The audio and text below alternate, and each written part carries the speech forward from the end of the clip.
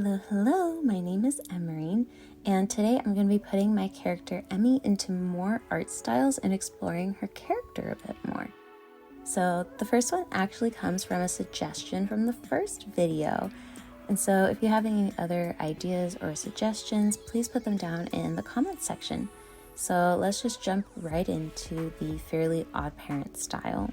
So right off the bat, Emmy is a vampire with a very soft and calm personality, so it was really hard to find a place where she'd fit into this universe since there's not really any vampires whatsoever. The closest thing that I could find was Evil Timmy, but I settled on making her an anti-fairy who doesn't really want to cause trouble, but she does just enough to fly under the radar. So in order to do this, I feel like she'd tip over salt shakers at cafes that she's hanging out at, or adopt black cats so that they walk past her all the time. And with this, she's able to live as peacefully as she can, but that maybe she likes to kind of sneak into the human world and hang out away from all of the chaos. So she'll use her magic to change her colors and her outward appearance temporarily. And so I kind of showed that with the drawing. So simplifying her shapes was a lot of fun, and also using the anti-fairy blues was really interesting to see her look like that.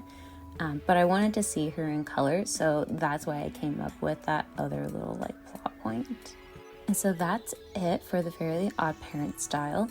Now moving on to the Disney princess style. At first, I wasn't sure if I was going to give her a shorter skirt like her sweater dress, or if I was going to make it a really big puffy ball gown like a few of the Disney princesses have.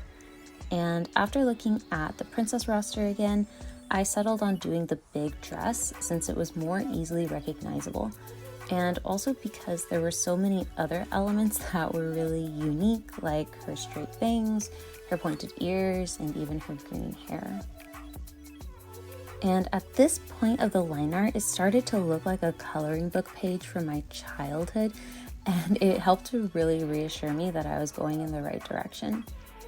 So for her story, I think that she'd kind of like a fish out of water, where she lives in this really dark vampire family, but she loves flowers and cooking and all these things, and she just wants friends with similar interests. So I think she'd sneak out, make friends with a local princess, and then the main theme of the movie would be showing that friends can come from anywhere and also not to judge a book by its cover. And on to the last art style, which is from Haruichi Furudate's manga, Haikyuu. And if you haven't read or watched it before, it's about a high school boys volleyball club, and it's super funny and encouraging, and I love how the artist does his color illustrations for the covers and also special pages of his manga. And so as my main reference, I looked through this art book that I have, so take it away, me. So I was mostly using this art book as reference for the color because all of my manga are underneath some of my other manga. And so the pages that I used the most was this one for some of the polka dot detail that I put in later. And then I also was looking at her face a lot, trying to see how her lashes were done, and also where the nose is, and how to draw the lips and things like that. I also looked at this page to try to see how he drew blacks, and so this is more like a navy, more navy colors. And then for their socks and knee pads, then that's where I got to see the blacks and how he does shading for them, which there's actually not that much. So yeah, so that was really interesting to see. And here I also looked at this one to see how his hair was shaded, and so you can kind of see it in the video, but there's these larger chunks of color that are pretty solid, and then in his the highlights of his hair in person, it's actually his skin tone that's used, but on the video it looks really like a cool tone.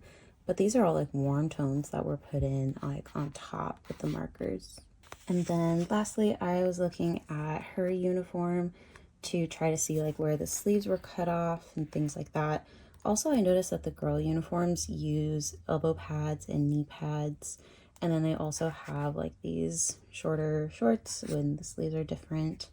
But the like logos and where the number is in the same place. So that's why I used the Nekoma boy uniforms for reference of drawing my own instead of like just trying to make something up. So now going on to rendering, he uses markers and a pen that's kind of textured sometimes, but then also sometimes it was more smooth. So like with Casey Golden's style last time, I had to do a bit of experimentation to see what brushes would be a good fit. And Haruichi Furudate also seems to be really confident in his lines, so it made it really hard to find a consistent pattern for where he did really thick and when he did really thin lines, because even in his own work, even with his own characters, he'd change it up. So I found a few areas where I wanted to make the lines thicker or thinner just based off of how I felt, and called it a day. Story-wise, I wanted Emi to be specifically from Nekoma High School in Tokyo because I want to place her in the big cities of wherever she lives. And I think she'd be a year or two younger than Kenma, who's one of the side characters from Haikyuu, and that she would probably meet him or run into him in the school gym or at games, and they bond over whatever video game he's playing. And she'd also ask him for sets so that she could practice her spikes. And as a side note, part of her vampire lore that I want to include is super strength. So because this is a normal setting with no magic or powers or anything, I feel like she'd be a really strong, like dark horse of a spiker for the girls team.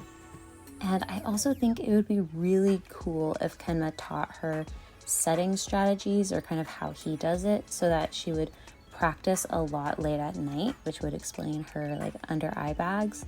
And then in her last year, she would swap to be a setter and just kind of throw everyone off. I think she'd be really good at it. And although I love the pre-jump pose that I did, I think in my full Emi lineup that I'm building, I think she might stand out a bit too much or she might not fit in well. So I put her in her school uniform and I love how her face came out. I feel like I struck the balance between a little rebellious, but also like pretty calm and just like sweet. And that's it for all three styles. I honestly learned so much from looking at all three of these styles more in depth, and I've already started using the brushes that I used for the Haikyuu coloring in some of my new pieces, and this was just so much fun. And so my question for you is, which one is your favorite? And what do you think about how I fit Emi into all these different worlds, even though none of them really have vampires in them? So I don't know, this is going to be interesting moving forward. And I hope that you all had a lot of fun and are excited to see the next one. Just as a reminder, please leave your suggestions down in the comments and I'll try to eventually get to everyone's ideas. There's already some interesting ones in the last video's comment section, so look forward to those. And with all of that, I will see you next time. Bye!